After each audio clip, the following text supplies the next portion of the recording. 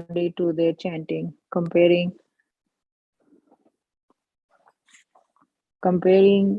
it to their previous drug experience and signaling each other's favorable. This is great. It is better than LSD. Hey man, I'm literally getting high on this, and Prabhupada encouraged their newfound intoxication. As a maestro of these kirtanas, he was also acting expertly as Guru Lord Chaitanya had said. There are no hard and fast rules for chanting the holy name, and Prabhupada brought the chanting to the Lower East Side just that way, a kindergartner of spiritual life. He once called the temple. Here he taught the ABCs of Krishna consciousness, lecturing from Bhagavad Gita and leading the group chanting of Hare Krishna. Sometimes, after the final kirtan, he would invite those who were interested to join him for further talks in his apartment. In the back room of the apartment, Prabhupada was usually alone, especially in the early morning hours, 2, 3, and 4 a.m., when almost no one else was awake. In these early hours, his room was silent and he worked alone in the intimacy of his relationship with Krishna. He would sit on the floor behind his suitcase desk, worshipping Krishna by typing the translation and the purports of Srimad Bhagavatam.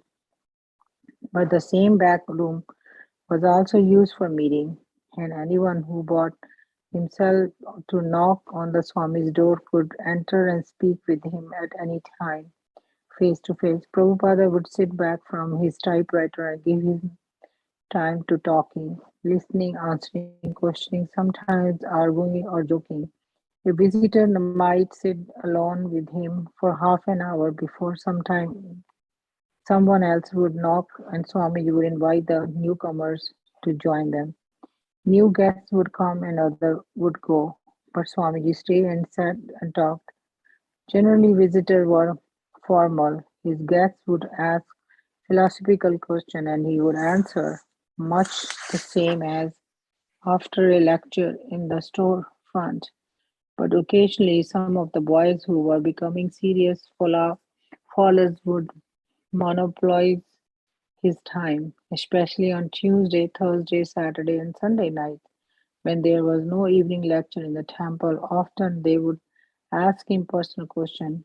What was it like when he first came to New York? What about India? Did he have followers there? Were his family members devotee of Krishna? What was his spiritual master like? And then Prabhupada would talk in a different ways, quieter, more intimate and humorous. He told how one morning in New York he had first seen snow and thought someone had whitewashed the building. He told how he had spoken to several churches in Butler, and when the boys asked what kind of churches they were, he smiled and replied, I don't know, and they laughed with him. He would reminisce freely about the British control of India and about India police. He told them it was not so much Gandhi and Subhash Chandra Bose who had liberated India. Subhash Chandra Bose had gone outside of India and started the Indian National Army. He entered it in the agreement with the Hitler and Indian soldier fighting for British India, who surrendered to the Germans could be returned to the Indian National Army of fight against the British. And it was this show of force by Bose, more than Gandhi's non-violence, which led to India's independence. He talked of his childhood and the run to the century when street lamps were gaslit and carriage and horse-drawn trams were the only vehicles on Calcutta dusty street. These talks charmed the boys even more than the transcendental philosophy of Bhagavad Gita, and drew them affectionately to him. He told about his father, Gaur Mohan De, a pure Vaishnava. His father had been a cloth merchant and his family had been intimately related with the aristocratic Muliks of Calcutta. The Mulkis had the deity of Krishna and Prabhupada's father and gave him a deity to worship as a child. He used to intimate the worship of the Govinda deity in the Mulki's temple. As a boy, he had held his own Rath Yatra festival each year, imitating and minting miniature of the gigantic festival of Jagannath Puri, and his father's friends used to joke, "Oh, the Rath Yatra ceremony is going on at your home, and you do not invite us? What is this?" His father would reply, "This is a child's play, that's all." But the neighbor said,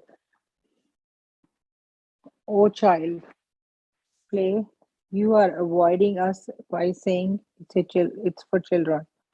Prabhupada fondly remembered his father, who had never wanted him to be a worldly man, who had given him lesson in Mridanga and who had prayed to visiting sadhus that one day the boy would grow up to be the devotee of Radharani. One night he told how he had met his spiritual master. He told how he had begun his own chemical business but had left home and in 1959 had taken sannyasa. The boys were interested but so ignorant of the thing Prabhupada was talking about that at the mention of the word like mridanga and the sannyasa, they would have to ask what it means, and he would go on conversational tangents describing Indian spices, Indian drum, even Indian women, and whatever he spoke about, he would eventually shine upon in the light of the Shastra.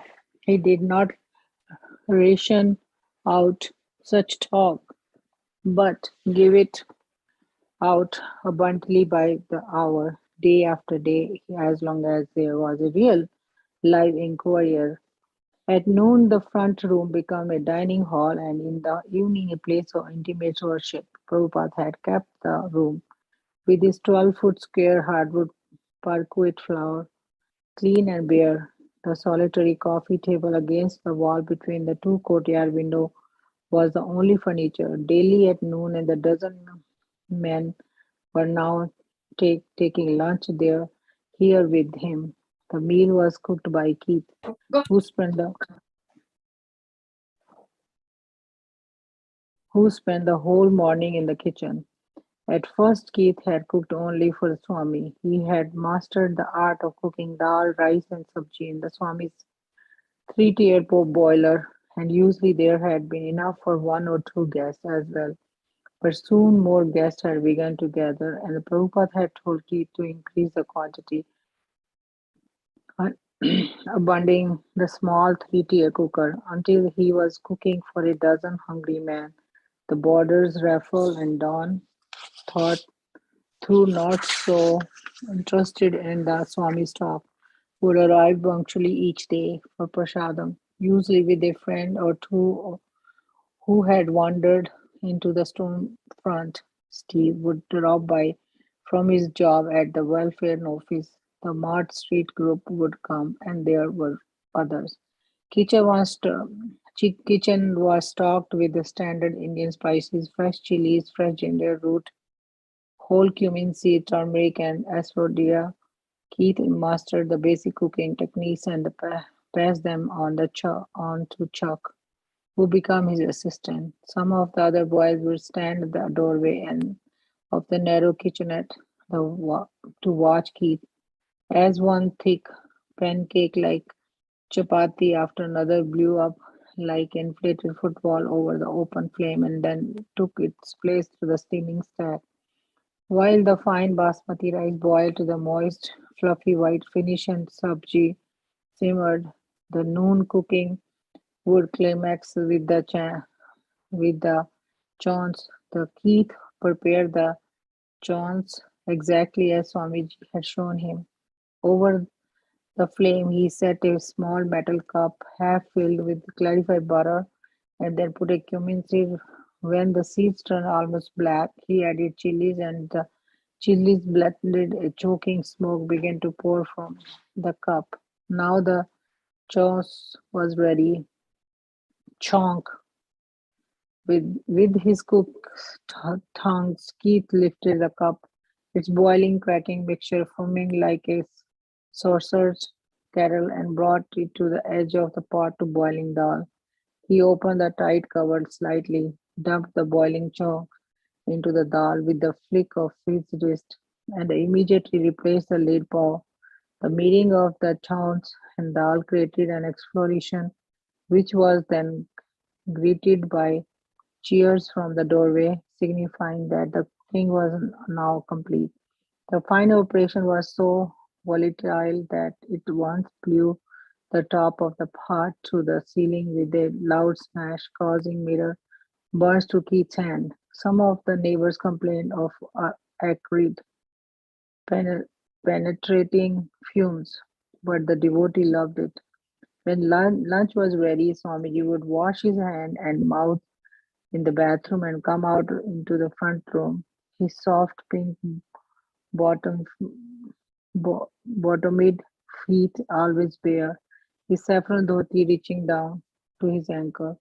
He would stand by the coffee table, which held the picture of Lord Chaitanya and his associates, with, while his own association stood around him against the walks. Keith would bring in a big tray of chapatis stacked by the dozens and place it in on the floor before the altar table, along with pots of rice, dal, and sabji. Swami would then recite the Bengali prayers for offering food to the Lord, and all presents would follow him by bowing down, knees and head to the floor, and approximating the Bengali's prayer, word at a time, while the steam and mixture aroma drifted up like a offering to incense before the picture of Lord Chaitanya. The Swami's followers bore their heads on the wooden floor and they mumbled the prayers. Prabhupada then sat with the friends eating the same prasadam as they, with the additional of a banana and a metal bowl full of hot milk.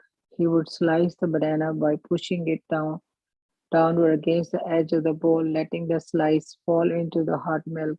Prabhupada opened the decree that everyone should eat as much prasadam as possible, created a humorous mood and a family feeling.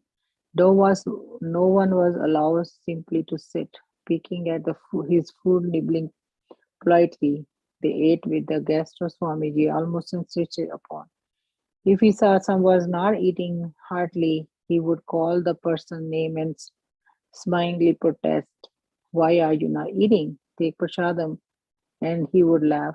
When I was coming to your country on the boat, he said, I thought, how will the Americans even eat this food? And as the boys pushed their plates forward, the more Keith would serve seconds. More rice, dal, chapati, and sabji. After all, it was spiritual. You were supposed to eat a lot. It would purify you. It would free for you from Maya. Besides, it was good, delicious, spicy. This was better than American food. It was like chanting. It was far out. You got high from eating this food. They ate with the right hand, Indian style. Keith and Howard had already learned this and had even tasted similar dishes. But as they told the Swami and a room full of believers, the food of in India had never been this good.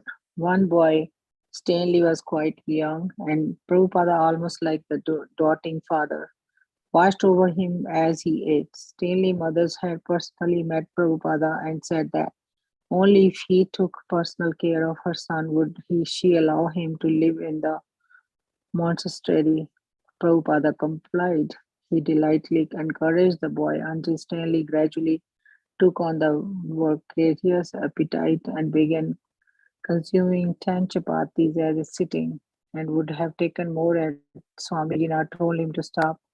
But the size for Swamiji limiting Stanley to 10 chapatis, the word was always more, take more. When Prabhupada was finished, he would rise and leave the room. Keith would catch a couple of volunteers to help him clean, and the other would leave. Occasionally on a Sunday, Prabhupada himself would cook a feast with special Indian dishes. Steve, Swamiji personally cooked the prasadam and then served it to us upstairs in his front room. We all sat in rows, and I remember him walking up and down in between the rows of boys, passing before us with the bare feet and serving us with a spoon from different parts. He would ask, what did we want? Did we want more of this? And he would serve us with pleasure. These dishes were not ordinary but sweet and savour, like sweet rice and kachoris with a special taste. Even after we had all taken full plate, he would come back and ask us to take more. Once came up to me and asked what I would like more of. Would it like some more sweet rice?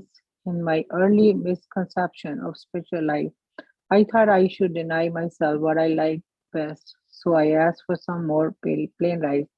But even that plain rice was fancy yellow rice with fried cheese balls. One of nights his apartment was quiet. He might remain alone for the whole evening, typing and translating Srimad Bhagavatam or talking in the relaxed atmosphere to just one or two guests until 10. But on meeting nights, Monday, Wednesday, and Friday, there was activity in every room of his apartment. He wasn't alone anymore. His new followers were helping him, and they shared in his spirit of trying to get people of chant Hare Krishna and a year of Krishna consciousness. In the back room, he worked on his translate of the Bhagavatam or spoke with guests up until 6. When he would go to take his bath, sometime he would have to wait until the bathroom was free. He had introduced his young followers to the practice of taking 2 baths a day, and now he was sometimes inconvenienced by having to share his bathroom. After his bath, he would come into the front room where his assembled followers would sit around him. He would sit on the mat facing his picture on the Panchatattva, and after putting a few drops of water in his left palm from a small metal spoon and bowl, he would rub a lump of Vrindavana clay in the water, making a wet paste. He would then apply a clay marking of Vaishnava tilak, dipping into the yellowish paste in his left hand with the ring finger and his right. He would scrape wet clay from his palm, and while looking into the small mirror, which he held definitely between the thumb and pinky of his left hand, he would mark the vertical clay strip up his forehead and then trim the clay into parallel lines by placing the little finger in his right hand between the eyebrows and running in upwards past the hairline, cleaning a path in the still moist clay. Then he marked 11 others places of his body, while the boys sat observing, sometimes asking questions, sometimes speaking their own understanding of Krishna consciousness. Prabhupada, my Guru Maharaj, used to put on tilak without a mirror. Devotee, did it come out neat? Neat or not neat? That does not matter. Yes, it was also neat. Prabhupada would then silently recite the Gayatri mantra, holding the Brahma's sacred thread and looping it around his right thumb. He would sit erect, silently moving his lips. His bare shoulder and arm were quite thin, as was his chest, but he had a round, slightly protruding belly. His complexion was as silky smooth as a young boy, except for his face, which bore signs of age. The movement of his hands were methodical, aristocratic, yet delicate. He picked up 2 brass bells in his hand and began ringing them.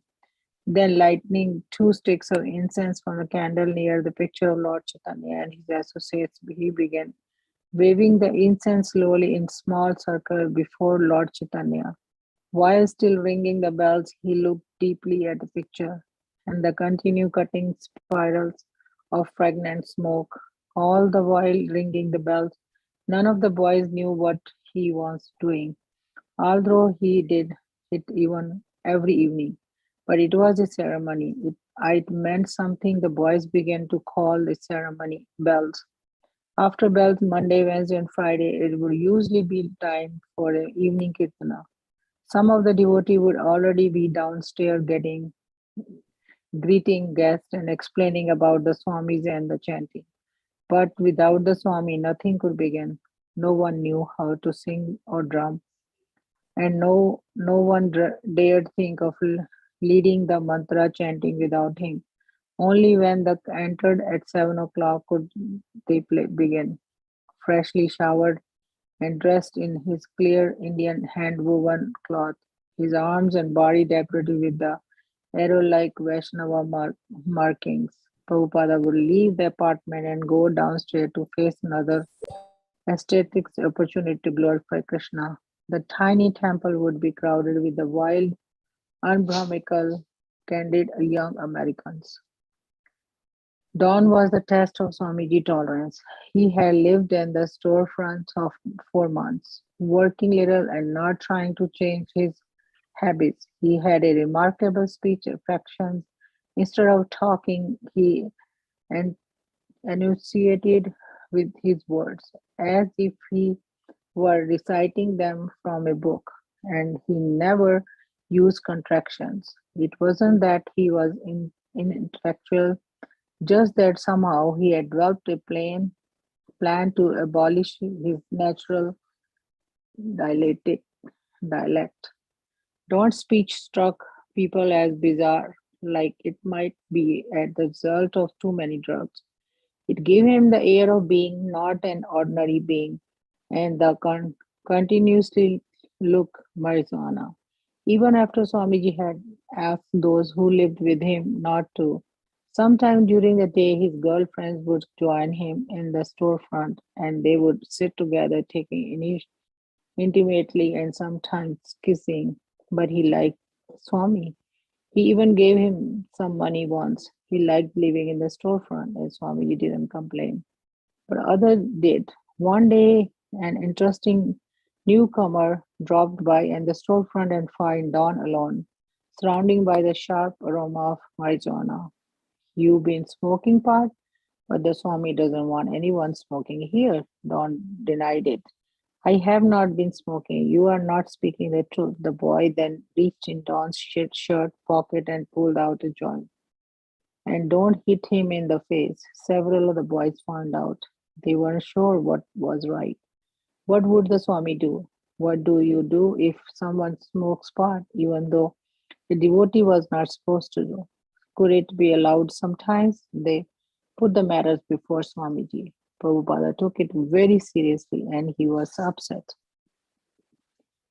especially about the violence. "He hit you," he asked the boy. "I will go down myself and kick him in the head." But then Prabhupada thought about it and said that Don should be asked to leave, but Don had already left. The next morning during Swamiji class, Don appeared at the front door. From his dais, Swamiji looked out at Don with great concern, but his first concern was the ISKCON. "Ask him," Prabhupada requested Roy, who sat nearby. "If he has marijuana, then he cannot come in." Our society, Prabhupada was like an anxious father, afraid for the life of his infant ISKCON. Roy went to the door and told Don he would have to give up his drugs if he entered, and Don walked away. Raphael was not interested in spiritual discipline. He was a tall young man with long, straight brown hair who, like Don, tried to stay aloof and casual towards Swamiji. When Prabhupada introduced japa and encouraged the boy to chant during the day, Raphael didn't go for it. He said he liked a good kirtana, but he wouldn't chant on beats. One time Swamiji was locked out of his apartment and the boys had to break the lock. Swamiji asked Raphael to replace it. Days went by. Raphael could sit in the storefront reading Rimbaud. He could wander around town, but he couldn't find time to fix the lock. One evening he dropped by the Swamiji apartment, opened the lockless door, and made his way to the back room, where some boys were sitting, listening to Swamiji speak informally about Krishna consciousness. Suddenly Raphael spoke up, expressing his doubt and revealing his distracted mind, ask for me. He said, I don't know what's happening. I don't know whether a brass band is playing or what the heck is going on. Some of the devotee tensed. He had interrupted their devotion more. Raffle is very candid, Swamiji replied, smiling, as if to explain his son's behavior to the others. Raffle finally fixed the lock, but one day after the lecture, he approached the Swamiji, stood behind the dais.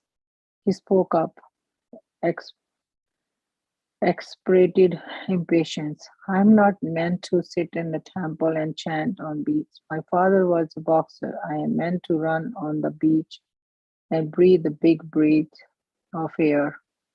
Raffle went on, gesturing and voicing his familiar complaints, things he would rather do than take up Krishna consciousness. Suddenly, Prabhupada interrupted him in a loud voice. Then do it. Raffle shrank away, but he stayed. Bill Epstein took pride in his relationship with the Swami. It was honest, although he helped the Swami by telling people about him and sending them up to see him in his apartment. He felt the Swami knew he had never become a serious follower, nor did Bill ever mislead me himself into thinking he would ever be serious. But Prabhupada wasn't content with Bill take it or leave it attitude. When Billy would finally show up at the storefront again after spending some days at the friend's place, only to fall asleep with the blanket wrapped over his head during the lecture, Prabhupada would just start shouting so loud that Bill couldn't sleep. Sometimes Bill would ask a challenging question and Prabhupada would answer and they then say, Are you satisfied? And Will would look up dreamily and answer no. Then Prabhupada would answer it again more fully and say louder, Are you satisfied? And again Bill would say no. This would go on until Bill would have to give in. Yes, I am satisfied. But Will was the first person to get up and dance during the kirtan in the storefront.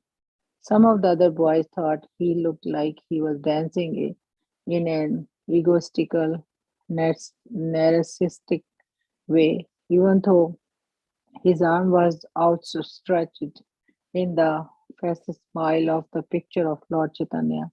But when Swamiji saw Bill dancing like that, he looked at Bill with wide open eyes and feelingly expressed appreciation. Bill is dancing just like a Lord Chaitanya. Bill sometimes returned from the wandering with money, and although it was not much, he would give it to Swamiji. He liked to sleep at the storefront and spend the day on the street, returning for lunch or kirtanas or a place to sleep. He used to leave in the morning and go looking for cigarettes and on the ground. To Bill, the Swami was part of the hip movement and had thus earned a place to respect in his eyes as a genuine person. Bill objected when the boys introduced signs of reverential, reverential worship towards the Swami, starting with their giving him as elevated seat in the temple. As the boys who lived with the Swamiji gradually began to show enthusiasm, competition, and even rivalry among themselves, Bill returned from it in disgust. He allowed them. He would go on just helping in that Swamiji in his own way, and he knew that the Swami appreciated whatever he did, so he wanted to leave it at that. Carl, Carl Hierjans had helped Prabhupada in times of need. He had helped with the legal work in incorporating ISKCON, signed the ISKCON charter as a trustee, and even opened his home to Swamis when Davids had driven him from the Bowery loft. But those days when he and Eva had shared their apartment with him had created a tension that had never left. He liked the Swami, he respected him as a genuine sannyasi from India, but he didn't accept the conclusions of the philosophy that the talk about Krishna and the soul was fine, But the idea of giving up drugs and sex was carrying it a little too far. Now Prabhupada was settled in his new place, and the Carl decided that he had done his part to help and was no longer needed. Although he had helped Prabhupada incorporate his International Society of Krishna Consciousness, he didn't want to join it. Carl found the Second Avenue Kirtanas too public, not like the more intimate atmosphere he had enjoyed with the Swamis on the Bauri. Now the audience were large, and there was an element of wild letting loose that they had never had on the Bowery. Like some of the other old associates, Carl felt uh, sheep, sheepish and reluctant to join in. In comparison of the Second Avenue street scene, the old meeting in the fourth floor Bowery loft had seemed more mystical, like skilled meditation. Carol Baker also preferred a more sedate kirtan. She thought people were trying to take out their personal frustration by the wild singing and dancing. The few times she did attend evening kirtanas on Second Avenue were tense moments. One time, a group of teenagers had come into the storefront, mocking and shouting, "Hey, what the hell is this?"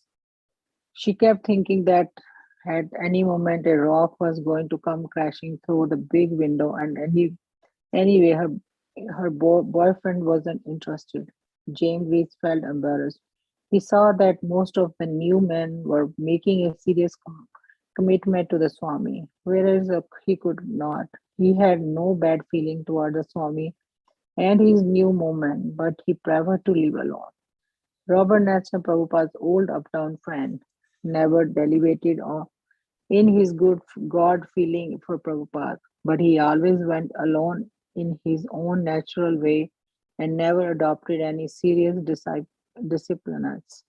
Somehow, almost all of those who had helped Prabhupada uptown and on the Bowery did not want to go further. Once he began a spiritual organization which helped almost immediately after he moved into 26 Second Avenue. Now people were coming forward to assist him, and Carl James, Carroll, and others like him felt that they were being replaced and that their obligation towards the Swami was ending. It was a kind of changing of the guard. Although the members of the old guard were still his well wishes, they began to drift away. So anybody wants to read? Yes, Mataji, I can continue. Okay. Bruce Carf had just graduated from New York University and was applying for a job. One day, an ex-roommate told him about the Swami he had visited down on 2nd Avenue. They sing there, his friend said, and they have this far out thing where they have some dancing. And Allen Ginsberg was there. The Swami was difficult to understand, his friend explained. And besides that, his followers recorded his talks on a tape recorder. Why should he have a big tape recorder? That's not very spiritual. But Bruce became interested. He was already a devotee of Indian culture. 4 years ago, when he was barely 20, Bruce had worked during the summer as a steward abroad and an American freighter and gone to India, where he had visited temples, bought pictures of Shiva and Ganesha, and books on Gandhi, and felt as if he were part of the culture. When he returned to NYU, he read more about India and wrote a paper on Gandhi for his history course. He would eat in Indian restaurants and attend Indian films and music recitals, and he was reading the Bhagavad Gita. He had even given up eating meat.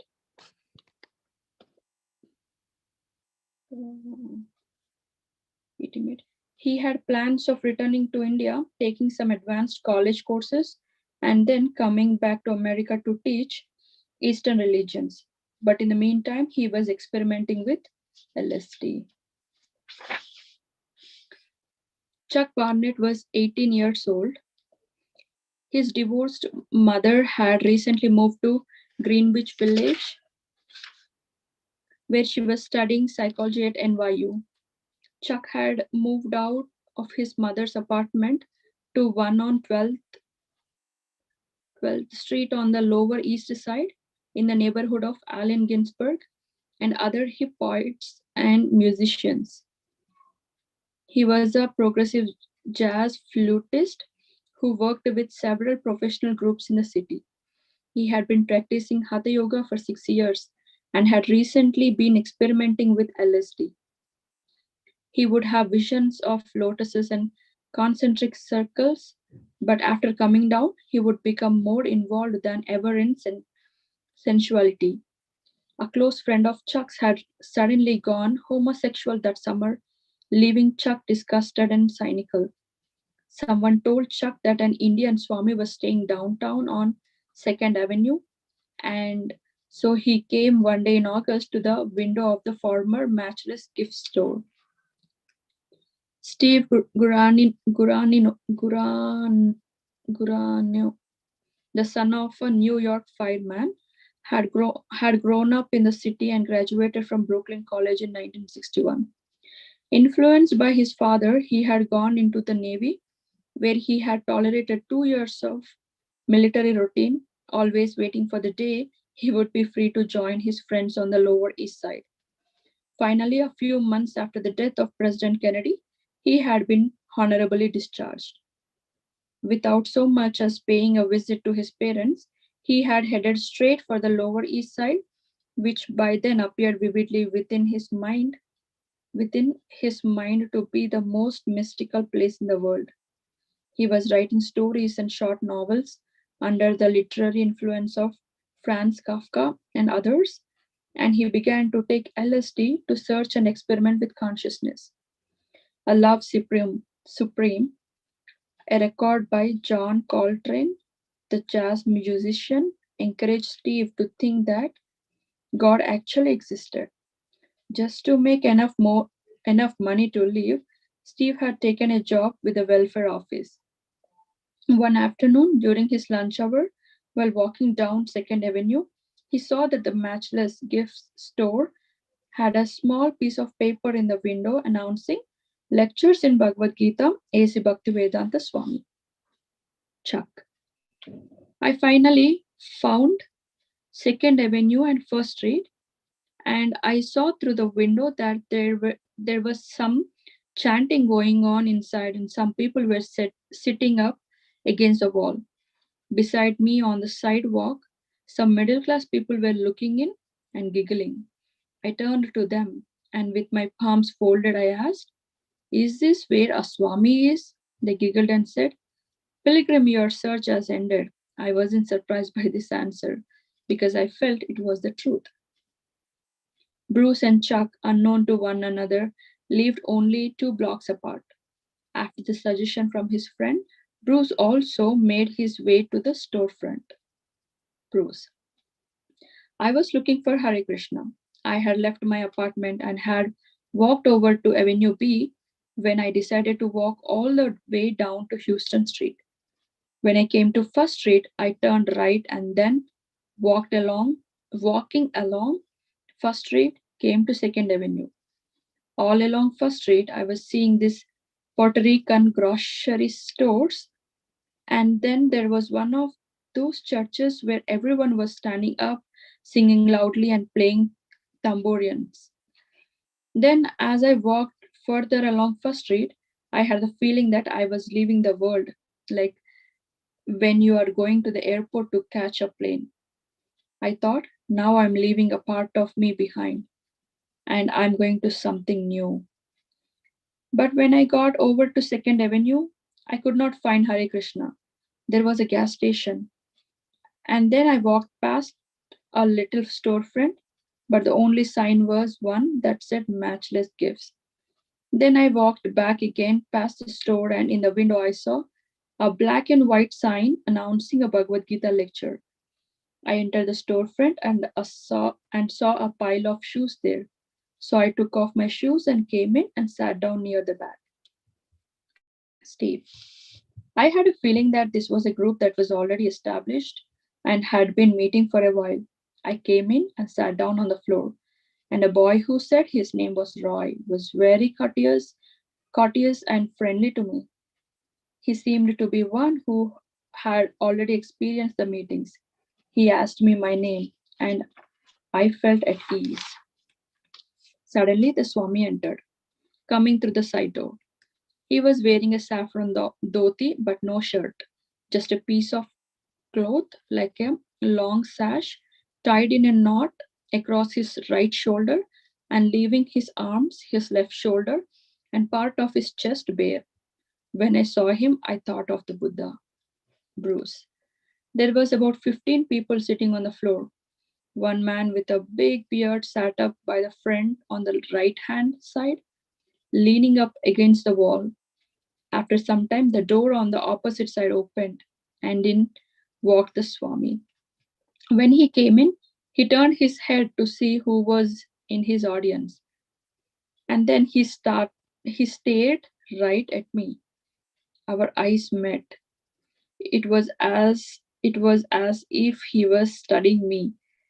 In my mind, it was like a photograph was being taken of Swamiji looking at me for the first time. That was a pause. There was a pause.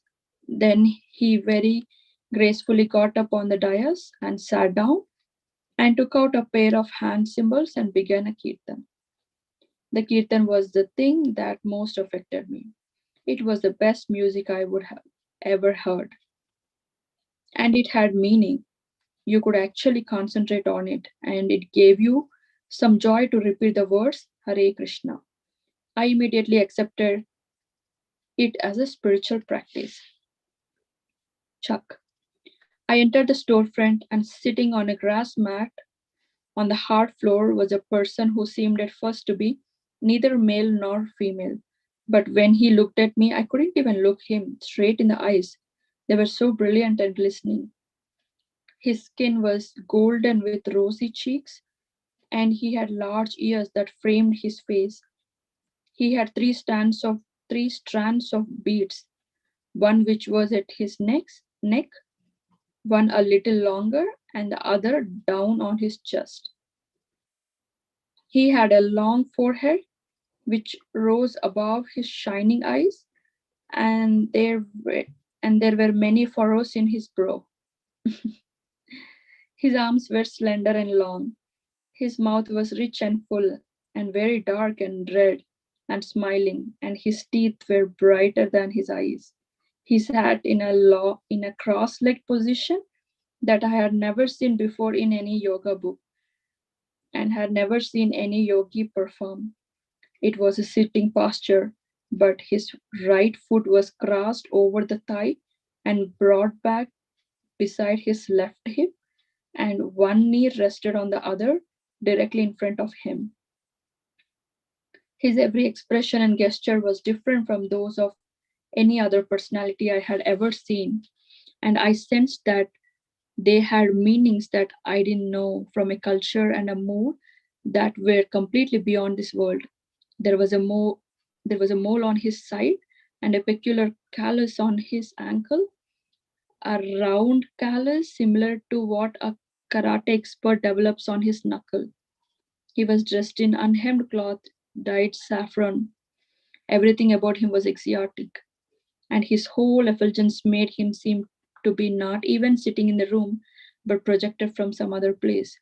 He was so brilliant in color that it was like a technicolor movie, and yet he was right there. I heard him speaking. He was sitting right there before me, yet it seemed that if I reached out to touch him, he wouldn't be there. At the same time, seeing him was not an abstract or subtle experience, but a most intense presence. After their first visit to the storefront, Chuck, Steve, and Bruce each got an opportunity to see the Swami upstairs in his apartment. Steve, I was on my lunch hour and had to be back in the office very soon. I was dressed in a summer business suit. I had planned it so that I had just enough time to go to the storefront and buy some books and then go to lunch and return to work. At the storefront, one of the Swami's followers said that I could go up and see the Swami. I went upstairs to his apartment and found him at his sitting place with a few boys. I must have interrupted what he was saying, but I asked him if I could purchase the 3 volumes of Srimad Bhagavatam. One of the devotees produced the books from the closet opposite Prabhupada's seat. I handled the books. They were very special color, not usually seen in America. A reddish natural earth like a brick, and I asked him how much they cost. $6 each, he said. I took $20 out of my wallet and gave it to him. He seemed the only one to ask about the price of the books or give the money to, because none of the others came forward to represent him. They were just sitting back and listening to him speak. These books are commentaries on the scriptures, I asked, trying to show that I knew something about books. Swamiji said, yes, they were his commentaries. Sitting smiling at ease, Swamiji was very attractive. He seemed very strong and healthy. When he smiled, all his teeth were beautiful and his nostrils flared aristocratically. His face was full and powerful. He was wearing an Indian cloth robe, and as he sat cross legged, his smooth skinned legs were partly exposed. He wore no shirt, but the upper part of his body was wrapped with an Indian cloth shawl. His limbs were quite slender, but he had a protruding belly. When I saw that Swamiji was having to personally handle the sale of books, I did not want to bother him. I quickly asked him to please keep the change from my $20. I took the 3 volumes without any bag or wrapping and was standing preparing to leave when Swamiji said, sit down, and gestured that I should sit opposite him like the others. He had said, sit down in a different tone of voice. It was a heavy tone and now indicated that now the sale of the books was completed and I should sit with the others and listen to him speak. He was offering me an important invitation to become like one of the others, who I knew spent many hours with him during the day when I was usually at my job and not able to come. I envied their leisure in being able to learn so much from him and sit and talk intimately with him. By ending the sales transaction and asking me to sit, he assumed that I was in the need of listening to him and that I had nothing better in the world to do than to stop everything else and hear him. But I was expected back at the office. I did not want to argue, but I could not possibly stay. I'm sorry, I have to go. I said definitely. I said, definitely. I'm only on my lunch hour. As I said this, I had already started to move for the door, and Swamiji responded by suddenly breaking into a wide smile and looking very charming and happy. Very charming and very happy. He seemed to appreciate that I was a working man, a young man on the go. I had not come by simply because I was unemployed and had nowhere to go and nothing to do. Approving of my energetic demeanor, he allowed me to take my leave. So Chuck. this is Satsarup Maharaj, Steve. Oh, oh, First that's nice. meeting in this book. Steve, who is that Prabhu? The last name, Steve Gurani. Okay, nice. Yeah. Who took the books just now and going back to office. Yeah. And he was the one nicely elaborating how Srila Prabhupada is. So nice. Yeah. Chuck. One of the devotees in the storefront invited me upstairs to see the Swami in private. I was led out of the storefront into a hallway and suddenly into a beautiful little garden with a picnic table, a bird bath, a bird house, and flower beds. As we passed through the garden, we came to a middle class apartment building. We walked up the stairs and entered an apartment which was absolutely bare of any furniture. just white walls and parquet floor. He led me through the front room and into another room, and there was a Swami sitting in that same majestic spiritual presence on a thin cotton mat, which was covered by a cloth with little elephants printed on it, and leaning back on a pillow which stood against the wall. One night, Bruce walked home with Wally, and he told Wally about his interest in going to India and becoming a professor of Oriental literature. Why go to India? Wally asked. India has come here. Swamiji is teaching us these authentic things. Why go to India?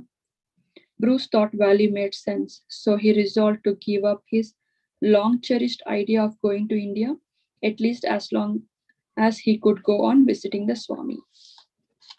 Bruce, I decided to go and speak personally to Swamiji, so I went to the storefront. I found out that he lived in an apartment in the rare building. A boy told me the number and said I could just go and speak with the Swami. He said, yes, just go.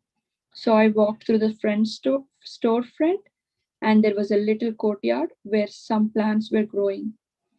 Usually in New York, there is no courtyard, nothing green, but this was very attractive. And in that courtyard, there was a boy typing at a picnic table, and he looked very spiritual and dedicated. I hurried upstairs and rang the bell for apartment number 2C.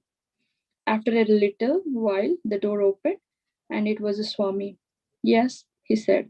And I said, I would like to speak with you. He opened the Mm. door wider and stepped back and said, yes, come.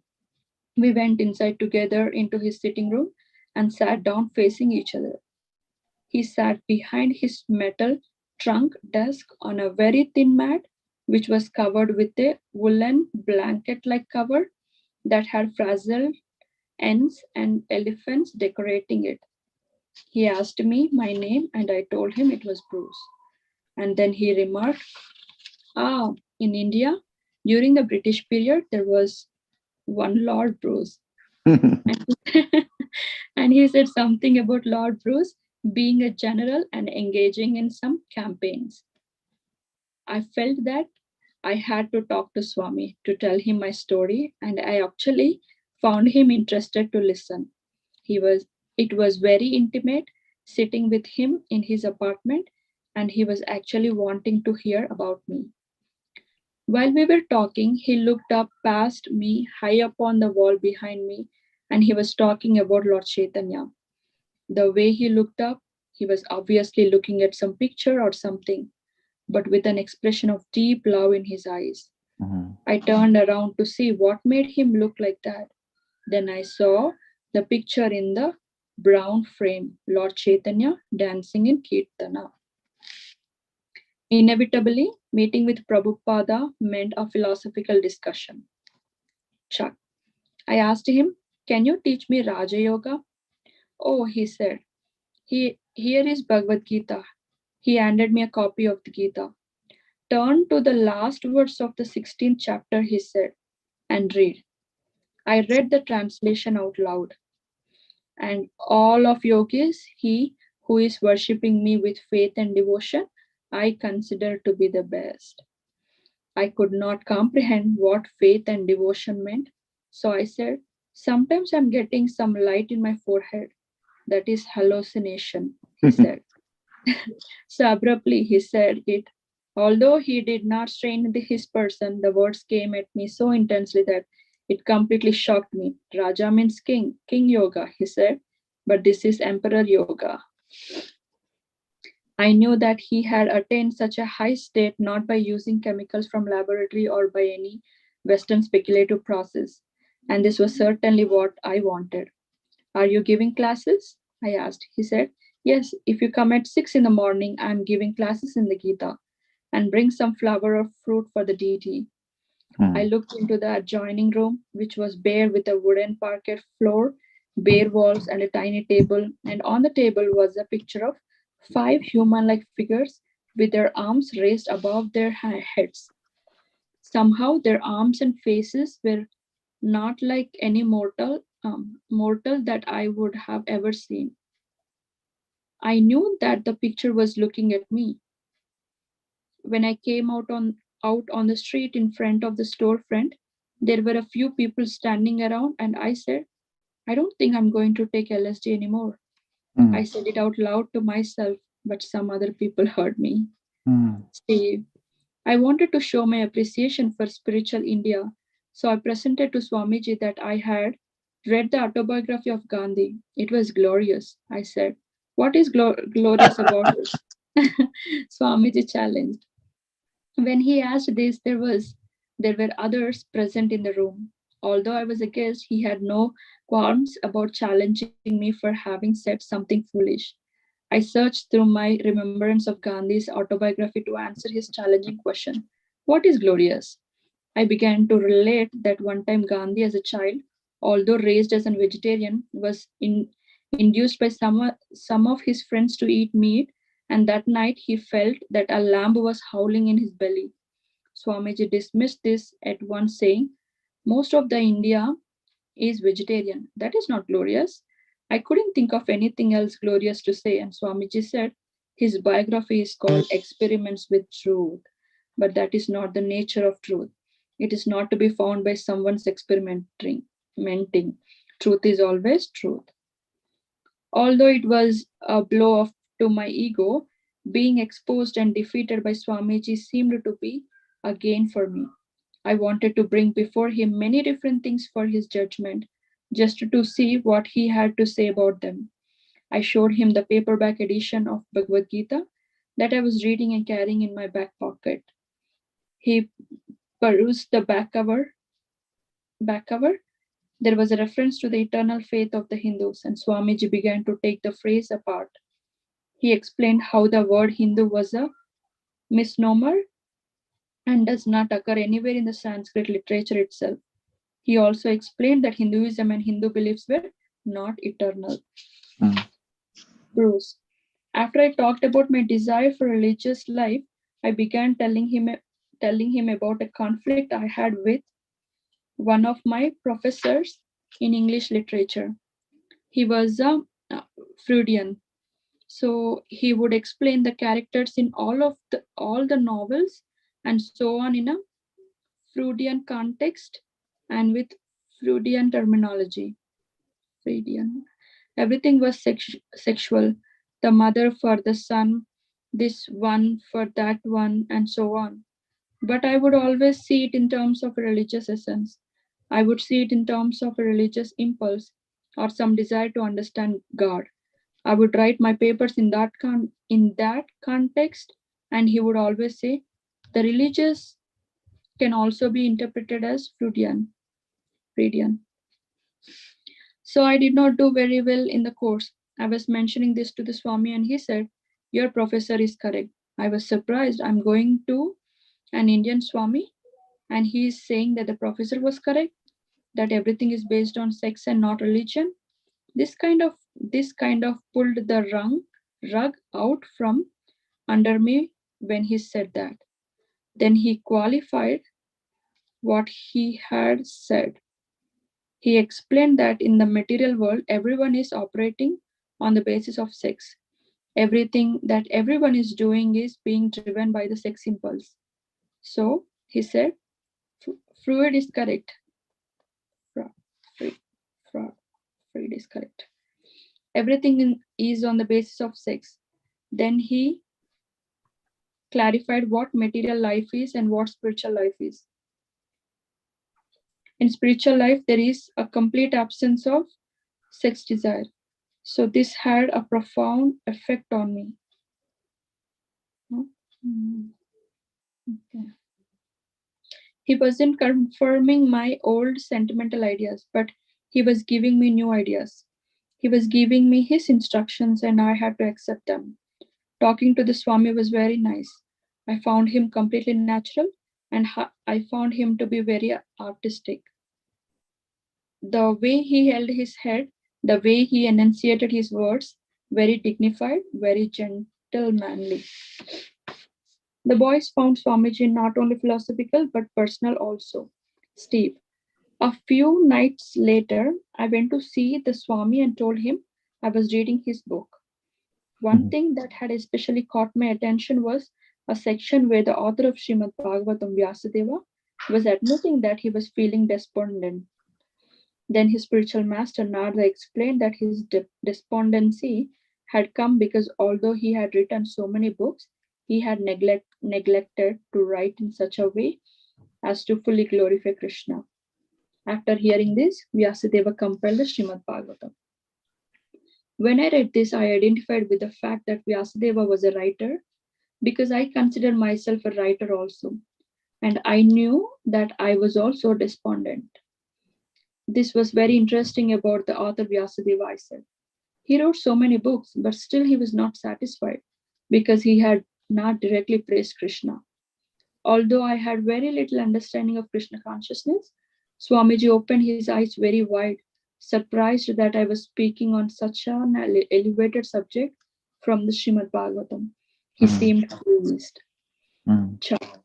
I had come by in the afternoon and Swamiji had given me a plate of prasadam. So I was eating and a chili burned my mouth. Swamiji said, "Is it too hot?" "Yes," I said.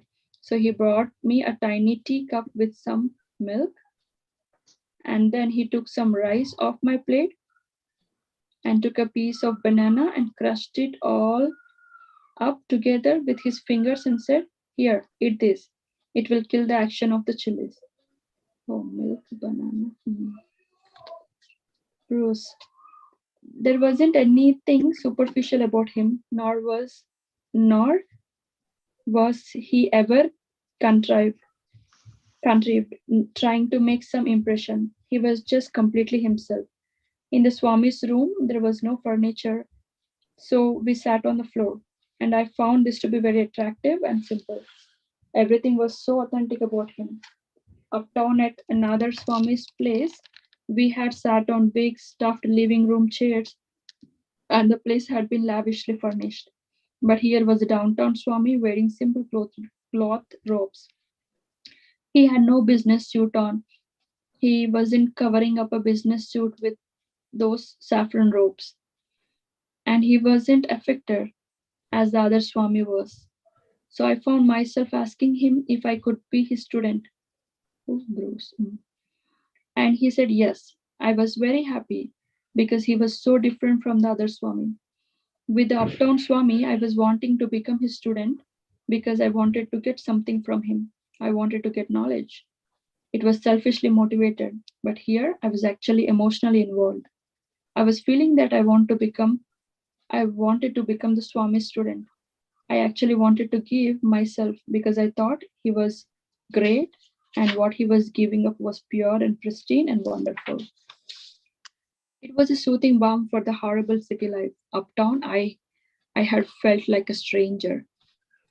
On one occasion, our conversation turned to my previous trip to India in 1962, and I began talking about how much it meant to me, how much it moved me. I even mentioned that I had made a girlfriend there. So we got to talking. So we got to talking about that, and I told him that I had her picture. I was carrying the girl's picture in my wallet. So Swamiji asked to see. I took out the picture and Swamiji looked at it and made a sour face and said, "Oh, she isn't pretty. Girls in India are more beautiful than that." Hearing that from the Swami just killed any attachment I had for that girl. I felt ashamed that I had an interest in a girl that the Swami did not consider pretty. I don't think I ever looked at the photograph again, and certainly I never gave her another thought. Bruce was a newcomer and had only been to 1 week of meetings at the storefront. So no one had told him that the members of Ananda Ashram, Dr. Mishra's yoga retreat, had invited Swamiji and his followers for a day in the upstate countryside. Bruce had just arrived at the storefront one morning when he heard someone announce, "The Swami is leaving," and Prabhupada came out of the building and stepped into a car. In a fit of anxiety, Bruce thought that Bruce thought that the Swami was leaving them for good for India. "No," Howard told him. We are going to a yoga ashrama in the country. But the other car had already left, and there was no room in Swamiji's car. Just then, Steve showed up. He had expected the boys to come by his apartment to pick him up. They both had missed the ride. Bruce phoned a friend up in the Bronx and convinced him to drive them to Anand Ashram. But when they got to Bruce's friend's apartment, the friend had decided he did not want to go. Finally, he lent Bruce his car, and Swamiji's two new followers set out for Ananda Ashrama. By the time they arrived, Prabhupada and his group were already taking prasadam, sitting around a picnic table beneath the trees. Ananda Ashram was a beautiful place with sloping hills and lots of trees and sky and green grass and a lake. The two latecomers came walking up to Swamiji, who was seated like the father of the family at the head of the picnic table. Keith was serving from a big wok onto the individual plates. When Prabhupada saw these two stragglers, he asked them to sit next to him, and Keith served him. Prabhupada took Steve's chapati and heaped it up with a mound of sugar, and Steve munched on the bread and sugar while everyone laughed. Prabhupada began talking somehow about lion tamers and one sec, Prabhu.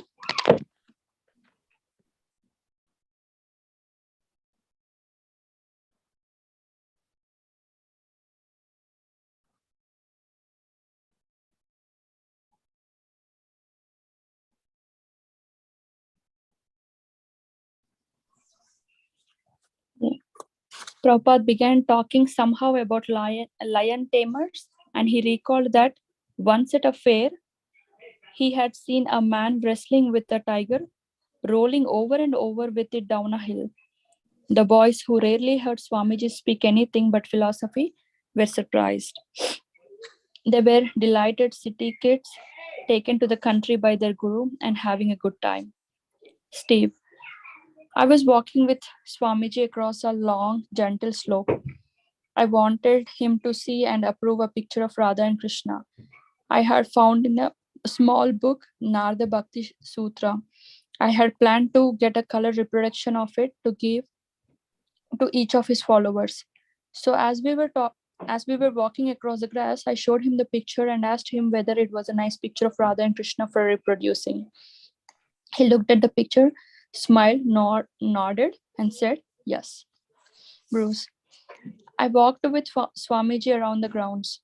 All the others were doing something else, and Swamiji and myself were walking alone. He was talking about building a temple there. Prabhupada walked across the scenic acreage, looking at the distant mountains and forest, and Keith walked beside him. Prabhupada spoke of how Dr. Mishra had offered him the island in the middle of the ashrama's lake to build a temple on. What kind of temple were you thinking of? Keith asked. How big? Prabhupada smiled and gestured across the horizon. As big as the whole horizon. Keith laughed. Yes, Prabhupada replied. A few Ananda Ashrama men and women came by.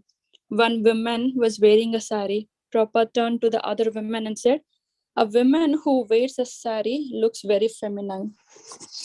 It was late afternoon when some of the Swamiji's followers gathered by the lake and began talking candidly about Swamiji and speculating about his relation to God and their relation to him. Well, said Wali, Swami never claimed to be God or an incarnation, but he says that he's a servant of God, teaching love of God.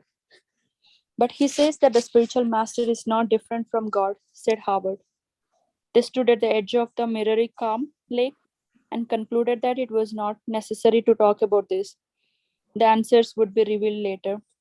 None of them really had much spiritual knowledge, but they wanted their faith to deepen. Afterward, Keith, Wally, and Howard wandered into the meditation room. There was a seat with a picture of Dr. Mishra, who was away in Europe. But The most remarkable thing was a blinking strobe light. I feel like I'm in a head shop on St. Mark's Place, said Wally. What kind of spiritual meditation is this? Howard asked. A Mishra follower wearing a white kurta and white bell bottoms replied that their guru had said they could sit and meditate on these lights. Swamiji says, you should meditate on Krishna, said Keith. After sunset, everyone gathered in the large room of the main buildings to watch a slideshow. It was a loose collection, mostly of assorted slides of India and the Ananda Ashrama. A record by a popular Indian sitarist was playing in the background. Some of the slides were of Vishnu temples, and when one slide passed by quickly, Prabhupada asked, let me see that. Can you go back and let me see that temple again? This happened several times when he recognized familiar temples in India.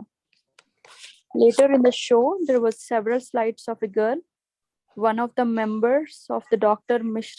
Mishra's ashrama, demonstrating Indian dance poses. As one of her pictures passed, an ashrama man joked, turn back and let me see that temple again. The joke seemed at Swamiji's expense and, and in poor taste. His followers did not laugh.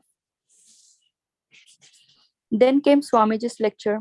He sat up cross-legged on the couch in the largest room in the mansion. The room was filled with people, the Swami's followers from the lower east side, as well as the Ananda Ashrama yogis, sitting on the floor or standing along the walls and in the doorway. He began his talk by criticizing democracy.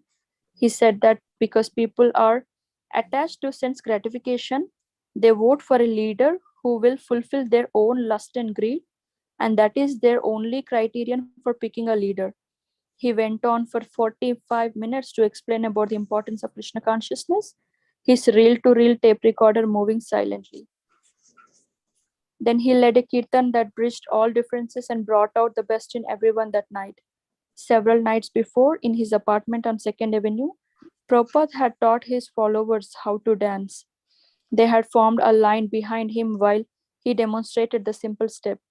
Holding his arm above his head, he would first swing his left foot forward across the right foot and then bring it back again in a sweeping motion. Then he would swing his right foot over the left and bring it back again. With his arms upraised, Prabhupada would walk forward, swinging his body from side to side, left foot to right foot to left side, in time with the 1, 2, 3 rhythm. He had shown them the step in regular time and in a slow half-time rhythm. Keith had called it the Swami step, as if it were a new ballroom dance. Mm. Prabhupada's followers began dancing, and soon the others joined them, moving around the room in a rhythmic circle of ecstasy, dancing, swaying, sometimes leaping and whirling.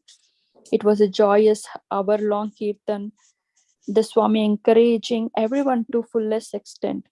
A visitor to the ashrama happened to have his stringed bass with him,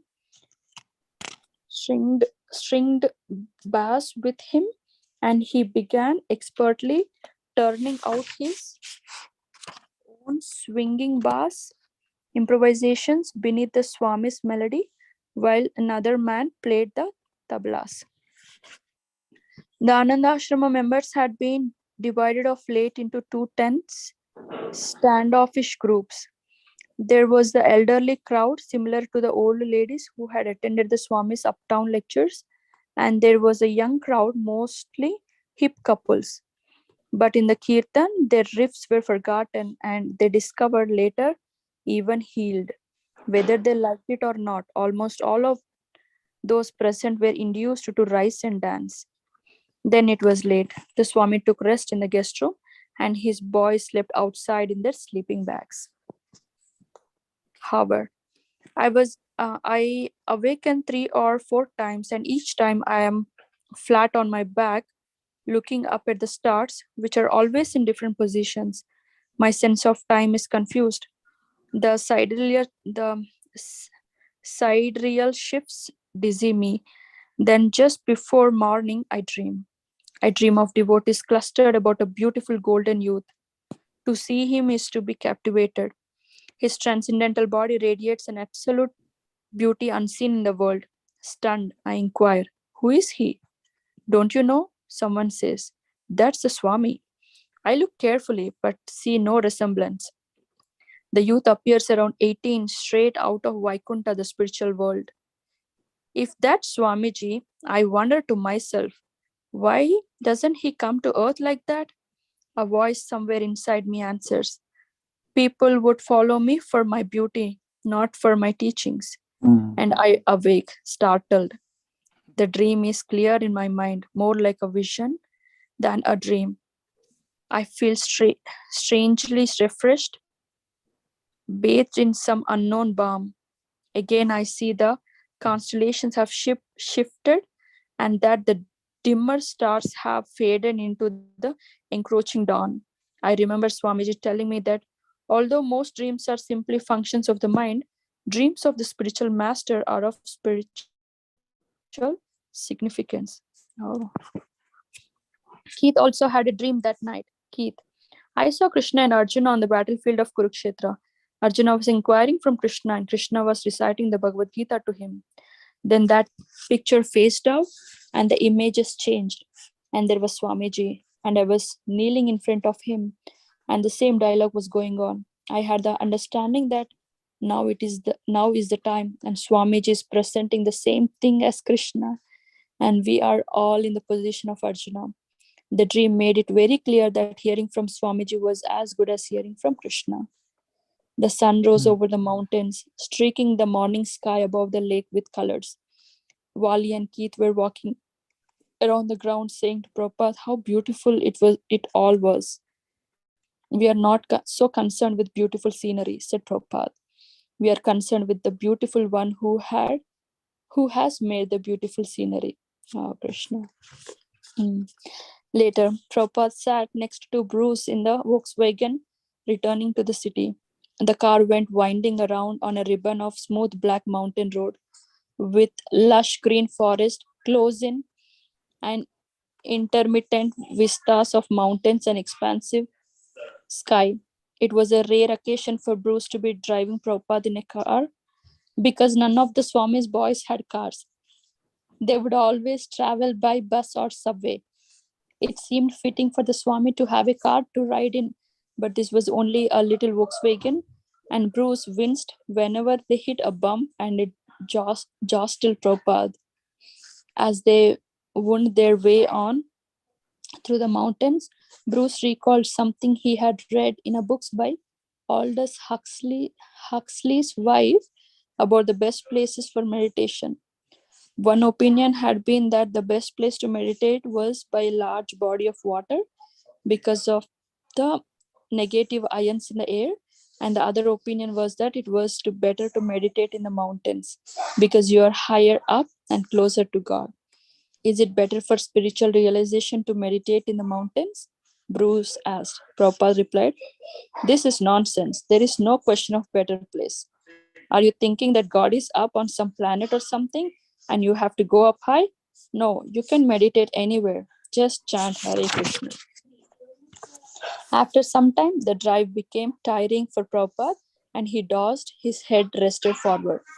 Bruce walked with Swamiji up to his apartment, opening the door for him, adjusting the window as he liked it, and preparing things in his room, as if he were the Swami's personal servant. Prabhupada settled back into his Second Avenue apartment, feeling pleased with the visit to Anand Ashrama. The kirtan had been successful, and one of the Dr. Mishra's foremost students had commented that he was impressed by Prabhupada's followers. Simply by chanting, they seemed to be achieving an advanced level of yoga discipline, whereas we have more difficulty with all our postures and breath control.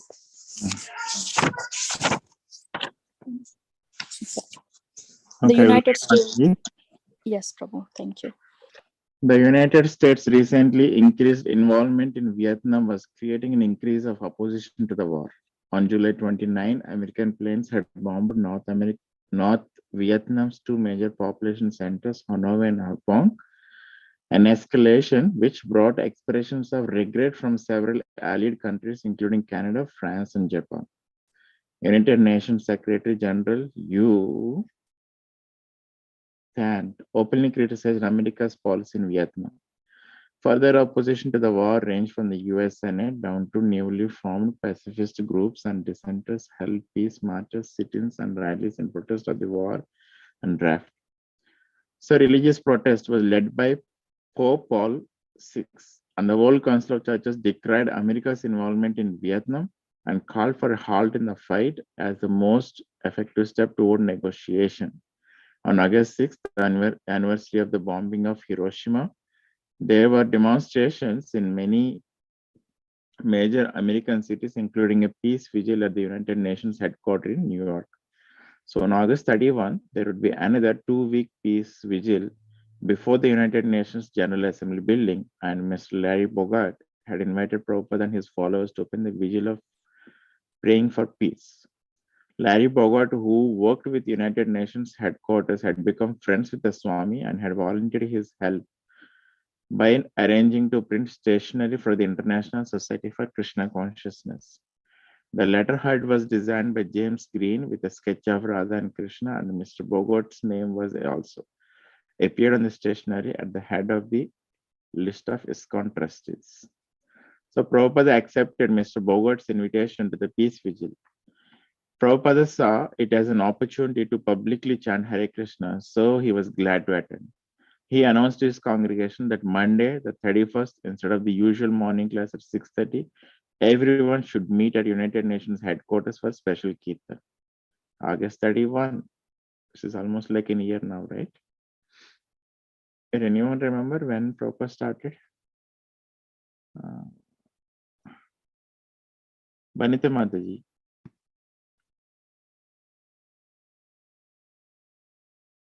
Yes, Prabhuji. When did the Prabhupada start? Journey to America happened 19th, but which month? Jaladuta under command. Regular September 10.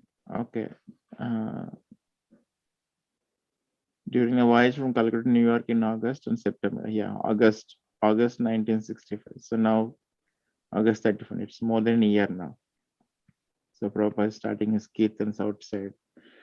So some met at the storefront and went by bus carrying kartalas, a tambourine, and the Swami's bongo. Swamiji rode with a few of his followers in a taxi. The typical dress of his followers consisted of well-worn sneakers, black pants or blue jeans, and t-shirts or button-down sports shirts. Traveling uptown in the early morning put the boys in a light-hearted spirit, and when they saw Swamiji at the UN in his flowing saffron robes, they became inspired. Swamiji began the chanting, but right away, the peace vigil organizer stepped in and asked him to stop. This was a silent vigil, they said, and it should have prayerful, non-violent silence. So the boys were crushed, but Swamiji accepted the restriction and became silently chanting on his beads. A dignitary stood up before the assembly and made a short speech in which he mentioned Gandhi, and then he turned to Prabhupada and indicated that he could now speak about peace. Standing erectly, the UN skyscraper looming behind him, Swamiji spoke in a soft voice. The world must accept that God is the proprietor of everything and the friend of everyone, he said. Only then can we have real peace. Mr. Bogart had scheduled the Swami for 2 hours of silent prayer. Prabhupada had the devotees sit together and softly chant japa until their 2 scheduled hours are up. Then they left. So as Prabhupada rode back downtown in the heavy morning traffic, he said, New York reminded him of Calcutta. Amid the start and stop motion and noise of the traffic, he explained, we have nothing to do with these peace whistles. We simply want to spread this chanting of Hare Krishna. That's all. If people take to this chanting, peace will come automatically. Then they won't have to artificially try for peace. September 1, the New York Post ran a picture of Swamiji's group at United Nations building. Steve brought the clipping to Prabhupada. Swamiji, look, they have referred to you here as Sami Krishna. Prabhupada, Sami Krishna? That's all right. In the picture, some of the boys were sitting with their heads resting on their arms. Where are you? Prabhupada asked. Steve pointed. Oh, you chant like this with your head down. Prabhupada had participated in the peace vigil to oblige his contact, Mr. Bogart. Now Mr. Bogart was phoning to offer his appreciation and agreeing to visit the storefront. He wanted to help. He would discuss how the Swami could work with the UN and how he would solicit help from important people for his movement of Indian culture and peace. Prabhupada regarded Mr. Bogart's imminent visit as very important and he wanted to cook for him personally and receive him in his apartment with the best hospitality. So when the day arrived, Prabhupada and Keith cooked together in a small kitchen for several hours, making the best Indian delicacies. Yeah, this is an utter failure. Prabhupada posted Stanley downstairs and told him not to allow anyone to come up while he was cooking the feast for Mr. Bogart. Stanley assented, blinking his eyes with his far-off saintly look. Stanley stationed himself downstairs in the storefront. A few of the boys were there and he told them, you cannot go up to see the Swami. No one can. About 12 noon. So Larry Bogart arrived, pale, elderly, and well-dressed by lower standards. He said he wanted to see Swami Bhaktivedanta. Sorry, Stanley informed him. His boyish face trying to impress the stranger with the seriousness of the order. The Swami is busy now and he said no one can see him. So Mr. Bogart decided he would wait. There was no chair in the storefront, but Stanley brought him a folding chair. It was a hot day. So Mr. Bogart looked at his watch several times. A half hour passed. Stanley sat chanting and sometimes staring off blankly. After an hour, Mr. Bogart asked if he could see the Swami now. Stanley assured him that he could not, and Mr. Bogart left in a huff. Upstairs, Swamiji had become anxious, wondering why Mr. Bogart had not arrived. Finally, he sent Keith downstairs, and Stanley told him about the man who he had turned away. And what? Keith exploded. But that was. Within moments, Swamiji heard what had happened. He became furious. He came down to the storefront. You fool, you silly fool. He turned and angrily rebuked everyone in the room, but mostly Stanley. No one had ever seen the Swami so angry. Then Swamiji walked away in disgust and returned to his apartment. Stanley had been going off the deep end for some time and now he became even more abstracted in his behavior. Stanley's mother knew her son had been in trouble for years and she had therefore requested Prabhupada to keep a very close watch on him. But now the boy deteriorated in his responsibility and stopped cleaning the kitchen and storefront. He would stand alone at something. He was gloomy and sometimes spoke of suicide, and he stopped chanting regularly. The boys did not know what to do, but they thought perhaps he should be sent home to his mother. One day, Stanley went up to see the Swami. He came in, sat down. Prabhupada, yes? Stanley, may I have $50? Prabhupada, why? Prabhupada used to handle all the money himself. So when his boys needed something, even if it were only 25 cents for their boss, they had to see Swami. He was never wasteful. He was so frugal that whenever he received a letter, he would carefully tear the envelope apart and use the reverse side as a writing paper. So he wanted to know why Stanley wanted $50. Stanley replied in a small voice, I want to purchase some gasoline and set myself on fire. Prabhupada saw Chuck at the doorway and told him to call Bruce at once. Chuck Achutananda. Bruce quickly came up and sat with Prabhupada and Stanley. Prabhupada told Bruce, whom he had recently appointed to handle petty cash, to give Stanley $50, and he had Stanley repeat why he wanted the money. But Swamiji, Bruce protested, we don't have that much money. There you see, Stanley, Prabhupada spoke very calmly. Bruce says we don't have the money. Then they phoned Stanley's mother. Later, Prabhupada said that because Stanley had asked for $50 for gasoline, which cost only 35 cents, he could therefore understand Stanley was crazy.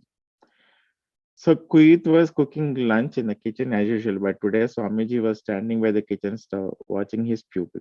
Keith paused and looked up from his cooking. Swamiji, could I become your disciple? Yes, Prabhupada replied. Why not? Your name will be Krishna Dasa. This simple exchange was the first request for discipleship and Prabhupada's first granting of initiation. But there was more to it than that. Prabhupada announced that he would soon hold an initiation. What's initiation, Swamiji? One of the boys asked, and Prabhupada replied, I'll tell you later. First, they had to have beads. Keith went to Tandy's leather company and brought half-inch wooden beads and cord to string them on. It was much better. Swamiji said to count on beads while chanting a strand of 108 beads to be exact. So this employed the sense of touch, and like the Vaishnavas of India, one could count how many times one chanted the mantra. Some devotees in India had a string of more than 1,000 beads, he had said, and they would chant through again and again. So he taught the boys how to tie a double knot between each of the 108 beads. The number 108 had a special significance. There were 108 Upanishads as well as 108 principal gopis, the chief devotees of Lord Krishna. The initiates would be taking vows, he said, and one vow would be to chant a prescribed number of rounds on the beads each day. About a dozen of Swamiji's boys were eligible, but there was no strict system for their selection. If they wanted, they could do it. Steve, although I was already doing whatever Swamiji recommended, I sensed that initiation was a heavy commitment. And with my last strong impulses to remain completely independent, I hesitated to take initiation. Prabhupada's friends saw the initiation in different ways. Some saw it as a very serious, some took it to be like a party or happening. While stringing their beads in the courtyard, Valley and Howard talked a few days before the ceremony. Wali, it's just a formality. You accept Swami Ji as your spiritual master. Howard, what does that entail? Wali, nobody is very sure. In India, it's a standard practice. Don't you think you want to take him as spiritual master? Howard, I don't know. He would seem to be a good spiritual master, whatever that is. I mean, I like him and his teachings a lot. So I guess in a way he is already my spiritual master. I just don't understand how it would change the situation. Well, neither do I. I guess it doesn't. Just it's just a formality. September 8th, Janmashtami Day, the appearance day of Lord Krishna. 1 year before Prabhupada had observed Krishna's birthday at sea aboard the Jaladuta.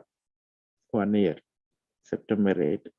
Previous Janmashtami, he was on the Jaladuta, just out of Colombo. Now, exactly 1 year later, he had a small crew of Hare Krishna chanters. He would gather them all together, have them observe a day of chanting, reading scripture, fasting, and feasting. And the next day would be initiation.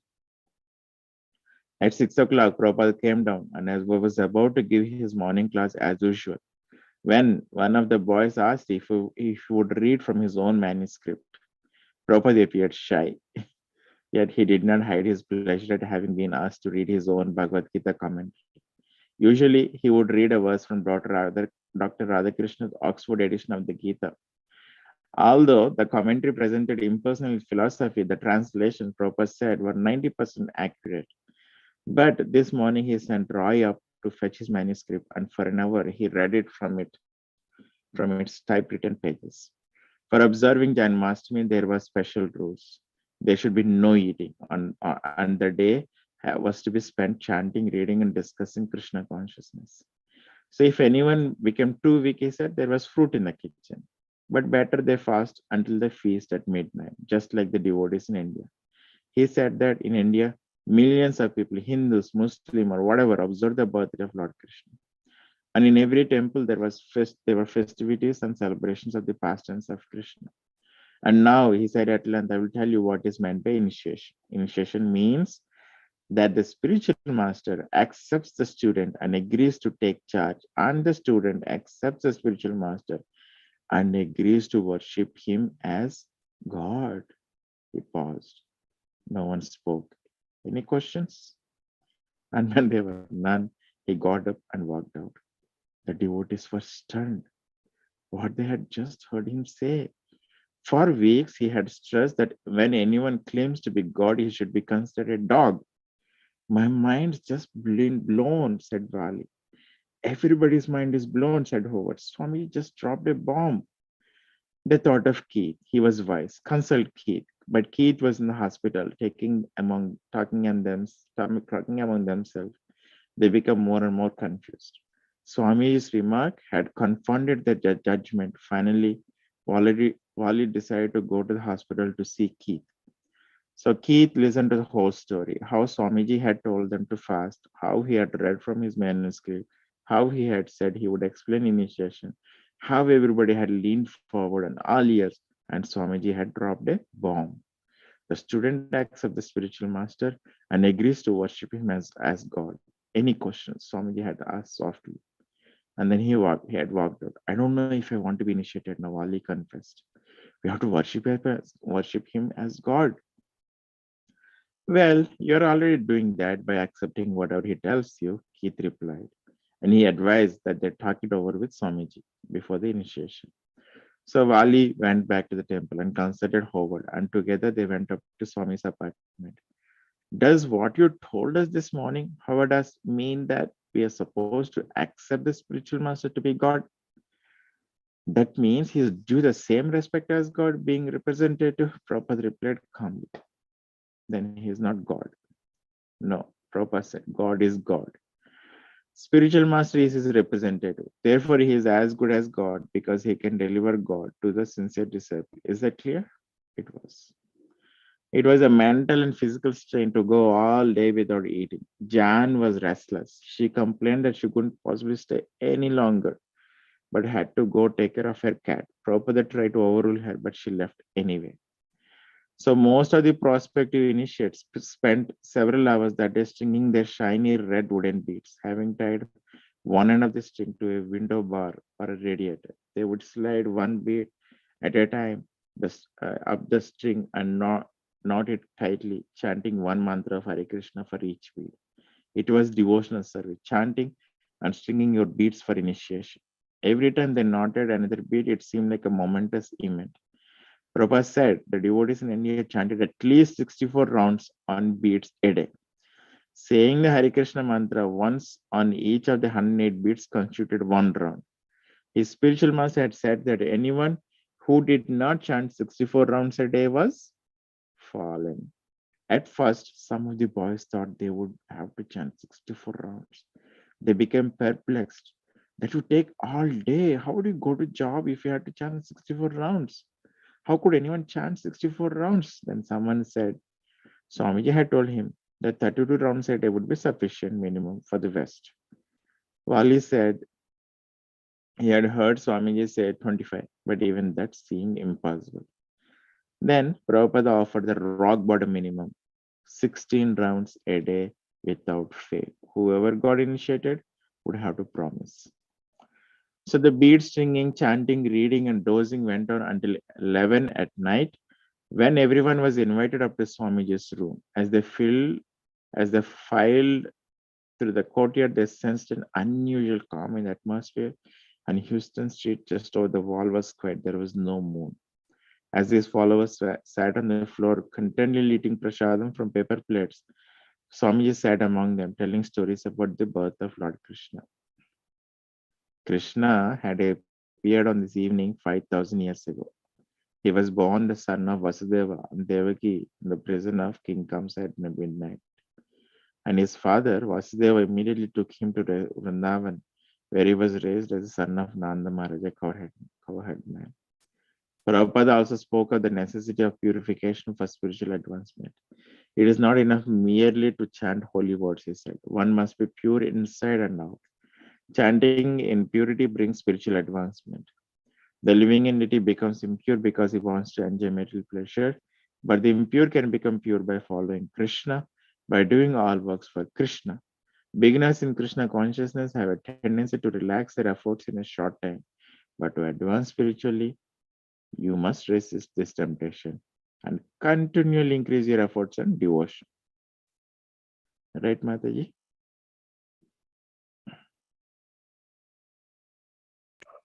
Yes, Prabhu. Michael Grant. I first heard about the initiation just one day before it was to take place. I had been busy with my music and had been attending. I was walking down Second Avenue with one of the prospect initiates, and he mentioned to me that there was going to be something called an initiation ceremony. I asked what it was about, and he said, all I know is it means that you accept spiritual master as God. This was a big surprise to me, and I hardly knew how to take it. But I did not take it completely seriously, and the way it was mentioned to me in such an offhand way made it seem not very important. So he asked me casually whether I was going to be involved. And I also, being very casual about it, said, well, I think I will. Why not? I will give it a try. Jan did not think she would make an obedient disciple, and initiation sounded frightening. She liked the Swami, especially cooking with him, but it was Mike who convinced her he was going, and so she should come along with him. Carl Legends knew something about initiation from his reading, and he, more than others, knew what a serious commitment it was. He was surprised to hear that Swamiji was offering initiation. He was cautious about entering into it. He knew that initiation meant no illicit sex, intoxication, meat eating, and initiated disciple would have new responsibilities for further spreading the teachings to others.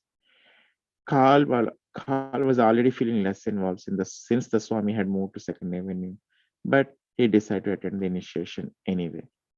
Bill Epstein had never professed to be a serious disciple. Holding initiation was just another part of Swami's scene. You were free to take it seriously or not.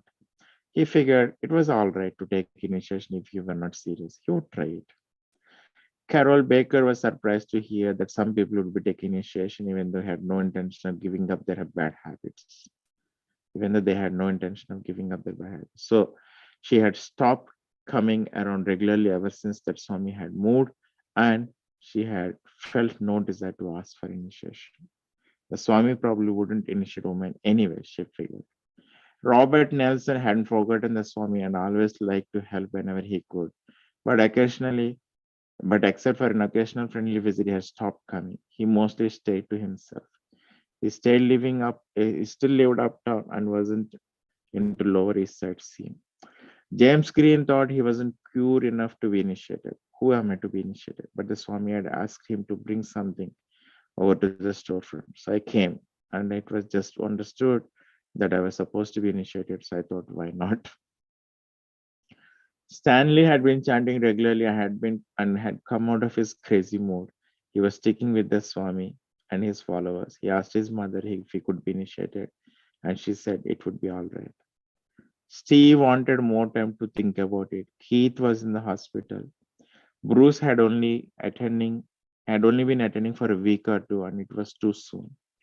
So Chuck was on a week's vacation from the regulator spiritual life at the temple, so he did not know about the initiation. No one was asked to shave his head or even cut his hair or change his dress. No one offered proper the traditional Guru Dakshina, the donation a disciple is supposed to offer as a gesture of his great obligation to his spiritual master. Hardly anyone even relieved him of his chores. So Swamiji himself had to do most of the cooking and other preparations for the initiation. He was perfectly aware of the mentality of his boys. He did not try to force anything on anyone. Some of the initiates did not know until after the initiation when they had inquired that the four rules, no meeting, no illicit sex, no intoxication, no gambling, were mandatory for all disciples. Prabhupada's reply then was, I'm very glad that you're finally asking me that. Okay, we're in the stretch. We're going to cross 7. Let's see. And today is the day, by the way, I think last day for our reading. So we'll revive it later after some time. It was to be a live Vedic sacrifice with a ceremonial fire right there in the front room of Swami's apartment. In the center of the room was a sacrificial arena, a platform of bricks 4-inch high and 2 feet square, covered with a mound of dirt. The dirt was from the courtyard, and the bricks were from a nearby gutted building. Around the mound were 11 bananas, clarified butter, sesame seeds, whole barley grains, 5 colors of powdered dyes, and a supply of kindling. The 11 initiates took up most of the remaining space in the front room, and they sat on the floor knee to knee around the sacrificial arena. The guests in the hallway peered curiously through the open door. For everyone except the Swami, this was all new and strange. And every step of the ceremony took place under his direction. When some of the boys had made a mess of trying to apply Vaishnav Tilak on their foreheads, Prabhupada had patiently guided his finger up their foreheads, making a neat, narrow V. He sat before the mound of earth, looking out at his congregation. They appeared not much different from any other group of young hippies from the Lower East Side who might have assembled at any number of happenings, spiritual, cultural, musical, or whatever. Some were just checking out a new scene. Some were deeply devoted to Swami, but everyone was curious. He had requested them to chant Hare Krishna mantra softly throughout the ceremony, and the chanting had now become a continual drone accompanying his mysterious movements as head priest of the Vedic rite. He began by lighting a dozen sticks of incense. Then he performed purification with water. Taking a spoon in his left hand, he put 3 drops of water from the goblet into his right and sipped at the water. He repeated the procedure 3 times. The fourth time he did not sip but trickled the water out on the floor onto the floor behind him. He then passed the spoon and goblet around for the initiates who tried to copy what they had seen, and some of them placed the water in the wrong hand or sipped in the wrong way. Swamiji patiently corrected them. Now he said, repeat after me. And then he had them repeat one word at a time, a Vedic mantra of purification. Om apavitra pavitra va sarvavastam gatopi va yasmare pundarikaksham sabhayam abhyantara suchihi Shri Vishnu Shri Vishnu Shri Vishnu. The initiates tried falteringly to follow his pronunciation of the words, which they had never had before. Then he gave the translation unpurified or purified, even having passed through all such situations. Um, one who remembers the lotus side supreme personality, God, it is cleansed within and without. 3 times he repeated the sipping of water. The drone of the Hare Krishna mantra filled the room as the goblet passed from initiate to initiate and back to him. 3 times he led the chanting of the mantra Om Apavitra. Then he raised a hand, and as the guzzing of the chanting trailed off into silence, he began his lecture. After the lecture, he asked the devotees one by one to hand him their beads, and he began chanting on them Hare Krishna, Hare Krishna, Krishna Krishna, Hare Hare. Hare Rama, Hare Rama, Rama Rama. Hare. The sound of everyone chanting filled the room. After finishing one strand, he would summon the owner of the beads and hold the beads up while demonstrating how to chant. Then he would announce the initiate's spiritual name, and the disciple would take the beads, bow to the floor, and recite Nama Om Vishnu Padaya Krishna Prestaya Bhutale Srimate Bhakti Vedanta Swami Itinam. I offer my respectful obeisances unto His Divine Grace, A.C. Bhaktivedanta Swami, who is very dear to Lord Krishna, having taken shelter at his lotus feet. There were 11 initiates, so 11 sets of beads, and the chanting lasted for an hour, over an hour. Prabhupada gave each by a strand of neck beads, which he said were like dog collars, identifying the devotee as Krishna's dog. After Vali received his beads and his new name, Umapati, he returned to his place beside Howard and said, it was wonderful. Getting your beads is wonderful. In turn, each initiate received his beads and spiritual name. Howard became Hayagriva. Vali became Umapati. Bill became Ravindra's. Oh, Bill is Ravinswarup Prabhu. Oh, okay. Carl became Karlapati, James became Jagannath, Mike became Mukunda, John became Janaki, Roy became Rai Rama, and Stanley became Striyadisha. Another Stanley, a Brooklyn boy with a job, and Janos, a college student from Montreal, both of whom had rather peripheral relations with the Swami, appeared that night and took initiation with the rest, receiving the names Satyavrata and Janardana. This is the momentous occasion. Imagine, like, from Krishna's point of view, a official initiation ceremony happening somewhere in this universe, in those 14 planets on the earth, And in New York, in a small storefront, people are becoming. It must have been a occasion for all the devatas and everyone, right? This is how Krishna conscious movement started. Then Swamiji began the fire sacrifice by sprinkling the colored dice across the mound of earth before him. With fixed attention, his congregation watched each mysterious move as he picked up the twig and wooden splinters, dipped them into clarified butter, lit them in a candle flame, and built a small fire in the center of the mound. He mixed sesame seeds, barley, and clarified butter in a bowl and then passed the mixture around. Each new disciple took a handful of the mixture to offer into the fire. He then began to recite prayers, Sanskrit prayers, asking everyone please to repeat them, each prayer ending with a responsive chanting of the word Swaha 3 times. And with Swaha, the initiates would toss some of the sesame barley mixtures into the fire. Swamiji kept pouring butter, piling up wood, and chanting more prayers until the mound was blazing. The prayers kept, and the butter kept pouring, and the fire got larger, and the room got hotter. After 15 or 20 minutes, he asked each of the initiates to place a banana in the fire.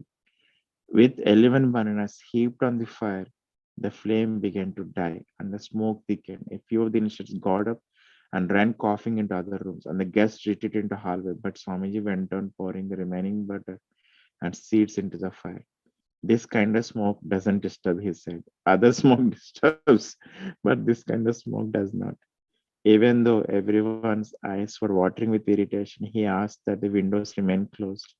So most of the smoke was contained within the apartment and no neighbors complained.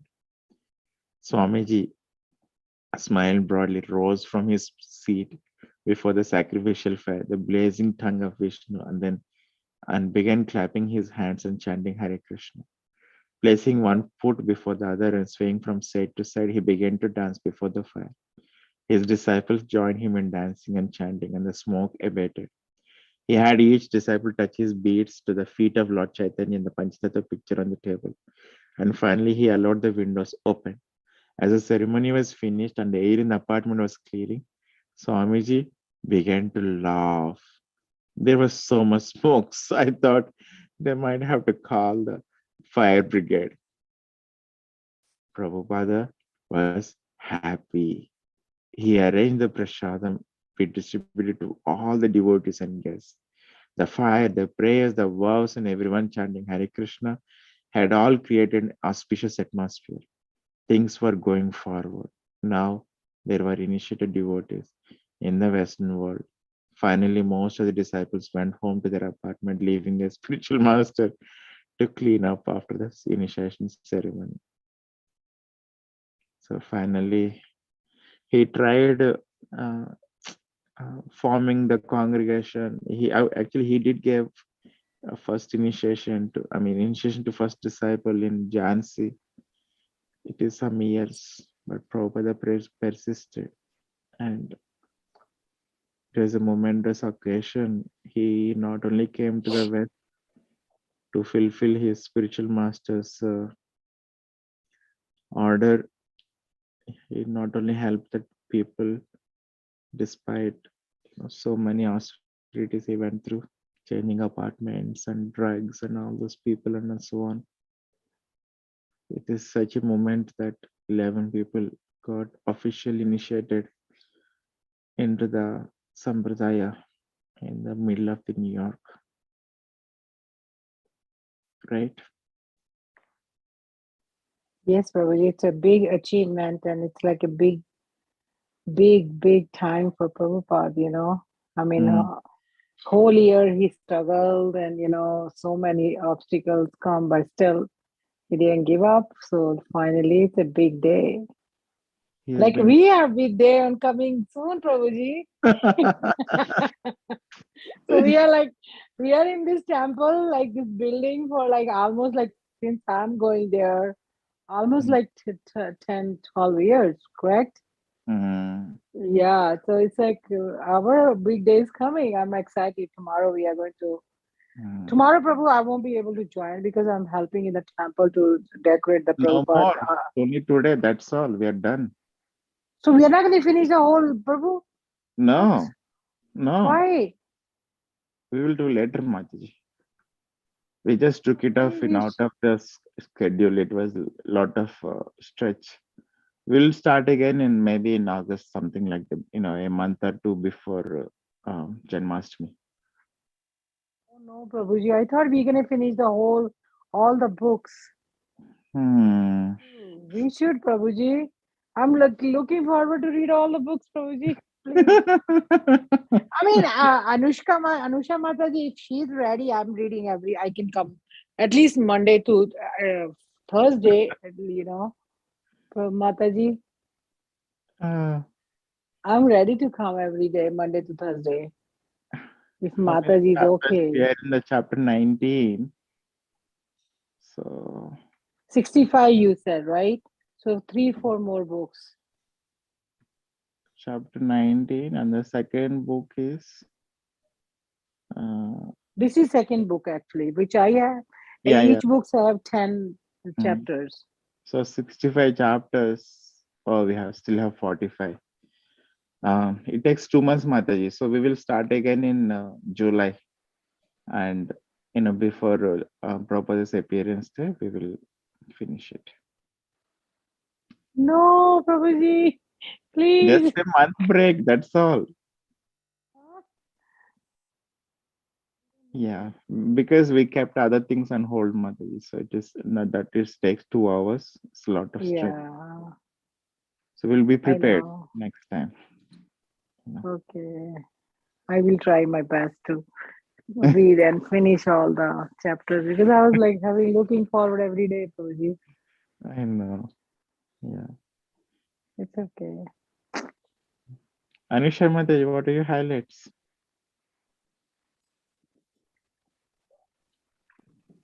So here, Keith was not there, right, Prabhu? Keith was the Not one that. actually. No. Yeah, No. yeah. He's in the So hospital. in the hospital. Yeah, the chapter itself, the planting the seed, Mm. very nice actually. It's so wonderful. Wait. The kids are not allowing me to talk, Prabhu. Yeah. Okay, last Chintamani Mataji. I She missed just, most of it today, Prabhu, but yeah, she joined. yeah, but it's nice that I was there for the first initiation. Mm. It was a moment. That sounds, yeah. And how Prabhupada started to dance after that. We're so happy. His hard work for so many years. It's really bearing the fruit. So many letters he wrote. So many people he begged to help. Yeah. Okay, with that we will hold our reading and invite May Prabhupada come into our hearts and stay with us and take us with him and keep us with him all the time, eternally. With that prayer, offering respects, obeisances, and love at his feet, we will hold our reading. I know it is a little bit upsetting to Panita Mataji, but we will keep her a little bit on hold for 1 or 2 months. And then we will resume back again. Yeah, because 45 chapters means another 45 days. 45 days to close to 2 months. Yeah. Okay. Hare Krishna. Hare Krishna, Prabhuji.